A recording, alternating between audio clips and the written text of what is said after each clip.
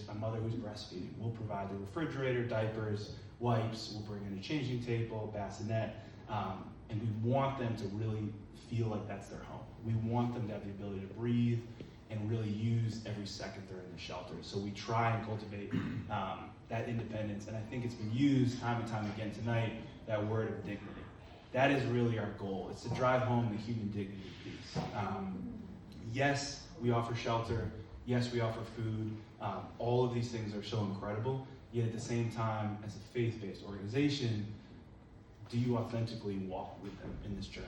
You know, if we look at the pillars of our foundation being employment and then permanent housing, well, along that 2, 3, 6 month walk, are we really invested with them? And I think the most beautiful piece in our first really 3 to 6 months has been the community outreach piece.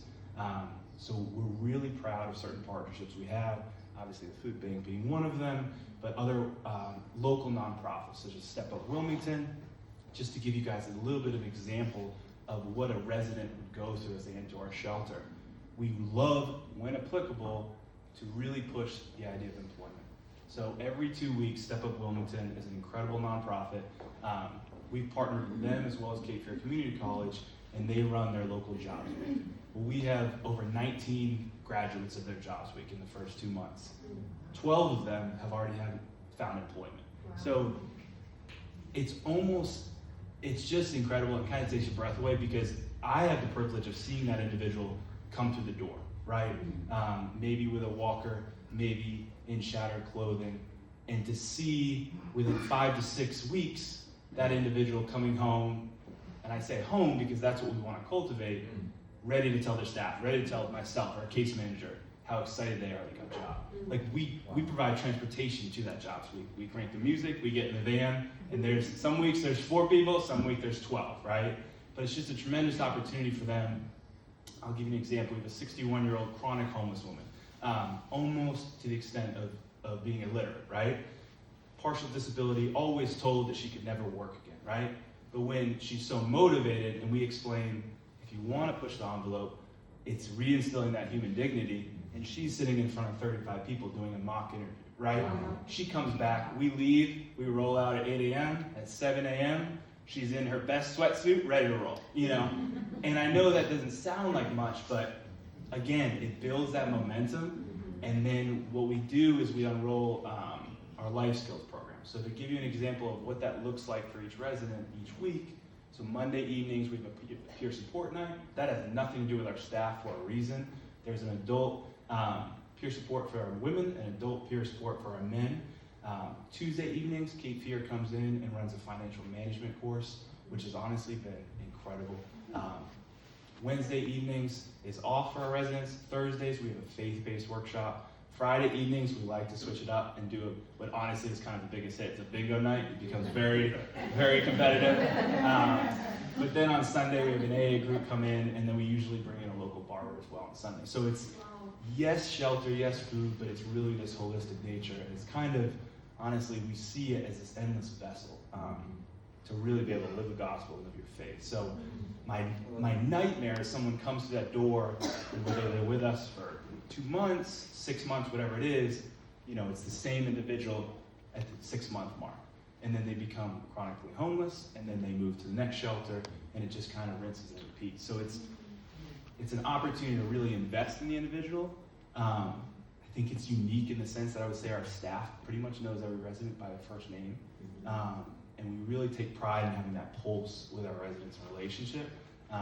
And I think ultimately that's what we kind of hang our hat on. So again, the partnerships piece has been amazing.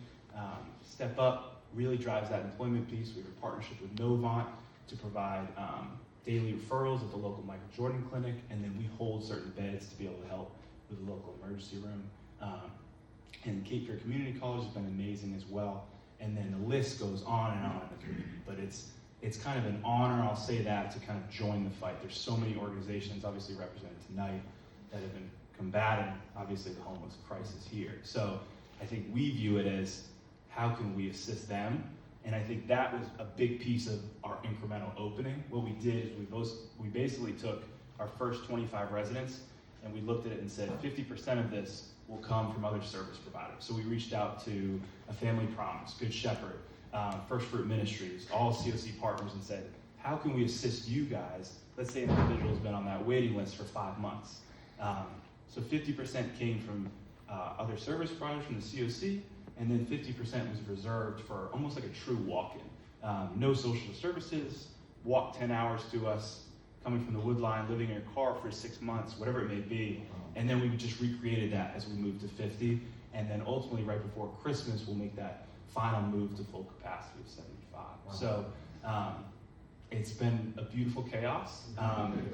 But at the same time, sometimes they would text me and I just say it's going great. No, but in all honesty, like it really has. And you get to, I'm so happy to see the program, enrolled for the community. And our job is to just bring every resource we possibly can to our residents. And ultimately, if they take advantage of it, it'll be up to that individual. But I think it's a powerful notion to walk with them. Yeah.